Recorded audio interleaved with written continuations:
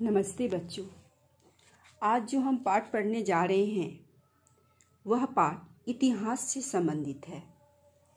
हम सभी जानते हैं कि आज़ादी की लड़ाई हम भारतीय लंबे समय तक लड़े। अंग्रेज एक ईस्ट इंडिया कंपनी के रूप में भारत में आए, लेकिन उन्होंने अपनी पैठ यहाँ जमा ली और हमारे ऊपर शासन करने लगे। हम भारतीयों के ऊपर जुल्म ढाने लगे। हालांकि प्रारंभ से ही हमने विरोध किया, लेकिन हमारा जो विरोध था वह छोटा था। संपूर्ण भारत के लोग एक साथ उन अंग्रेजों का विरोध नहीं कर पाए और यही कारण था कि लगभग 200 वर्षों तक हम गुलाम बने रहे। अंग्रेज हमारे ऊपर शासन करते रहे। पहली बार सन 1857 में लक्ष्मीबाई, वीर कुंवर सिंह, तात्या टोपे जैसे स्वतंत्रता सेनानियों के विरोध में एक बड़ा विरोध हुआ और लगभग देश के विभिन्न कोनों में इसका विरोध होना शुरू हुआ, लेकिन यह क्रांति भी असफल हो गई। इसके पश्चात विद्रोह हमारा रुका नहीं, बल्कि धीरे धीरे यह आगे बढ़ता रहा।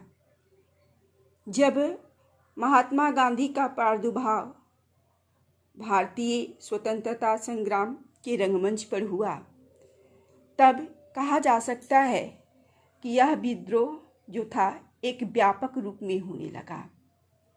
गांधी जी के नेतृत्व में कई विरोध हुए और हमारे क्रांतिकारी भी इसमें अपना सहयोग देते रहे। विभिन्न विचारों वालों ने अपने अपने ढंग से अंग्रेजों का विरोध करना शुरू किया और इसका नतीजा हुआ कि 15 अगस्त 1947 को हमारा देश आज़ाद हुआ। तो यह जो हमारा पाठ है हमारी आज़ादी की इसी लड़ाई और आंदोलनों से संबंधित है। 15 अगस्त 1947 को हमारा देश आज़ाद हुआ और 1997 में आज़ादी की 50वीं वर्षगांठ यानी स्वर्ण जयंती, जिसे हम स्वर्ण जयंती के रूप में मनाए, इसका एक भव्य कार्यक्रम संपन्न हुआ। लेकिन इस स्वतंत्रता को पाने के लिए हमें किन दौरों से गुजरना पड़ा, क्या क्या कष्ट उठाना पड़ा, इसी की कहानी हम लोग इस पाठ में जानेंगे। स्वतंत्रता संग्राम की कहानी। जैसे मैंने बताया कि महात्मा गांधी जब दक्षिण अफ्रीका से लौटकर भारत आए तो अहिंसात्मक आंदोलन प्रारंभ हुआ और उनके साथ मोतीलाल नेहरू, जवाहरलाल नेहरू इत्यादि नेता भी जुड़े। तो इस पाठ में सबसे पहले हम लोग जालियांवाला बाग हत्याकांड के बारे में जानकारी प्राप्त करेंगे। सन 1914 में प्रथम विश्व युद्ध छिड़ा और इसमें भारतीयों ने अंग्रेजों का साथ दिया।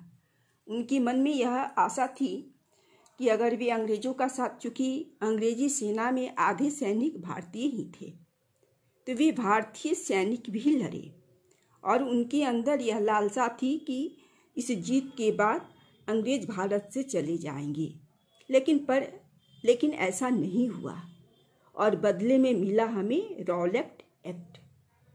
यह काला कानून था, कारण कि इस कानून में भारतीयों को कोई सुविधा नहीं दी गई।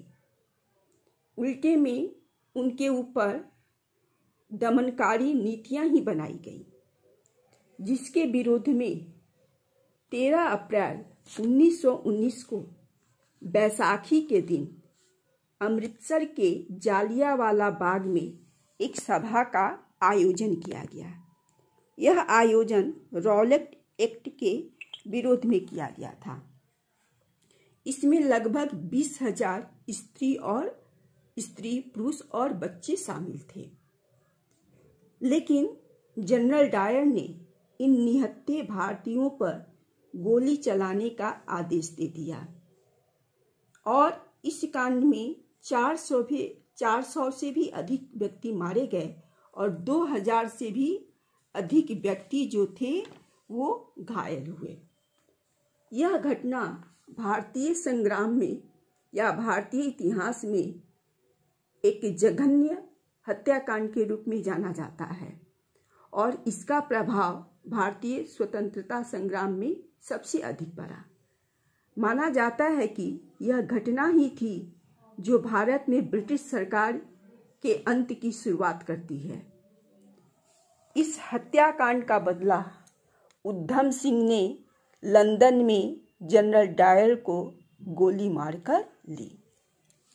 तो ये जालियांवाला बाग हत्याकांड, आज वहाँ एक स्मारक जहाँ जालियांवाला बाग हत्याकांड हुआ था, आज वहाँ एक स्मारक बना हुआ है। अब हम लोग जालियांवाला हत्याकांड के बाद असहयोग आंदोलन के विषय में जानेंगे। यह आंदोलन गांधी जी के नेतृत्व में चलाया गया, जैसे कि पहले ही मैंने जिक्र किया था।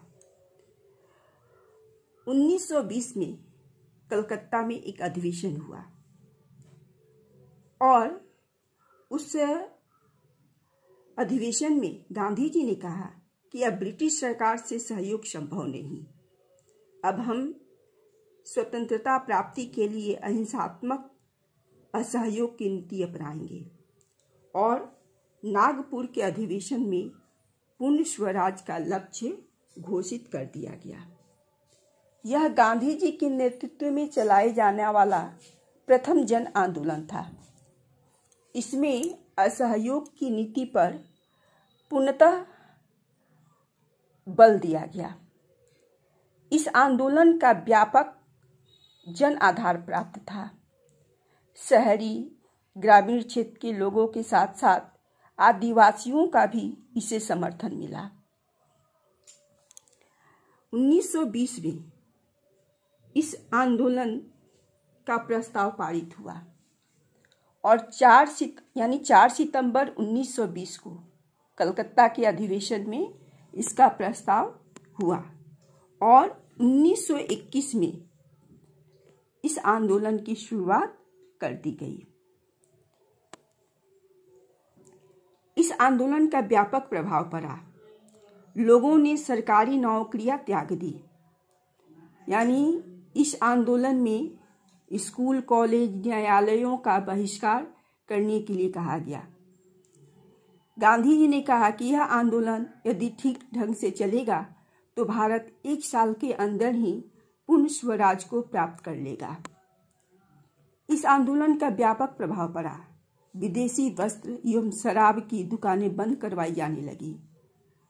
अंग्रेजों ने भारतीयों पर काफी जुल्म ढाए और कांग्रेस को गैर कानूनी घोषित कर दिया गया।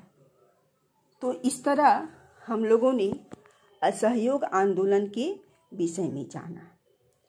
अब एक दूसरा आंदोलन है जो गांधी जी के नेतृत्व में ही चलाया गया और वह आंदोलन था नमक कानून।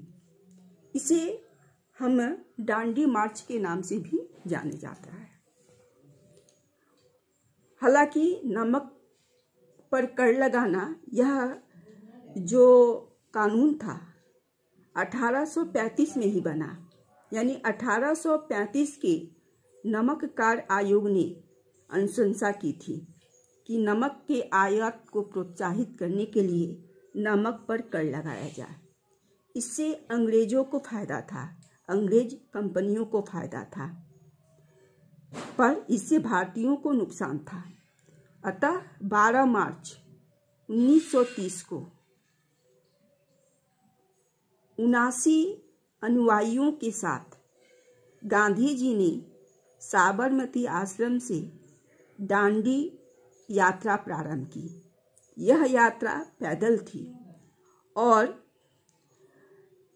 समुद्र तट पर पहुंचकर इन्होंने नमक बनाकर नमक कानून को तोड़ा। यह यात्रा 24 दिनों में पूरी हुई। 200 मील की यात्रा थी और अपने समर्थकों के साथ इन्होंने यह यात्रा 24 दिनों में पूरी की। बाद में गांधी जी को 5 मई 1930 को गिरफ्तार कर लिया गया और सरोजिनी नायडू ने बाद में इस आंदोलन को चलाया और इसी दांडी मार्च या नमक यात्रा के साथ ही सविनय अवज्ञा आंदोलन की शुरुआत हो गई। तो इस तरह हम लोगों ने जालियांवाला बाग हत्याकांड और साथ ही साथ गांधी जी के नेतृत्व में चलाए जाने वाले असहयोग आंदोलन और नमक कानून के संदर्भ में जानकारी प्राप्त की। पाठ के अगले भाग में हम लोग क्रांतिकारियों से संबंधित जो आंदोलन थे या क्रांतिकारियों की जो गतिविधियां थी और साथ ही साथ गांधी जी के नेतृत्व में चलाए जाने वाला आंदोलन था भारत छोड़ो आंदोलन, इसके विषय में जानकारी प्राप्त करेंगे। धन्यवाद।